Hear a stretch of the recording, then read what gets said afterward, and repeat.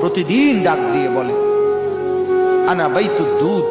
কবর প্রত্যেককে ডেকে বলে, ও আল্লাহর বান্দা, জানো আমি পোকামাকড়ের ঘর।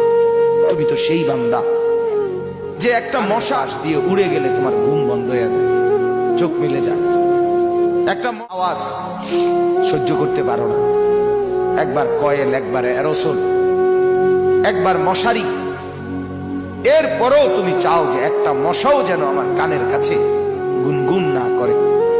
তো 5 ঘন্টার ঘুমের জন্য, 6 ঘন্টার ঘুমের জন্য বান্দা এই যত্ন নিলা, অনন্তকাল কিংবা বছরের পর বছর কবরের যে ঘুম দিবা, পড়ে থাকবা সেই ঘরে, পোকা মাকড়ের ঘর, সেই ঘরে তুমি ঘুমাইবা কেমনে, থাকবা কেমনে?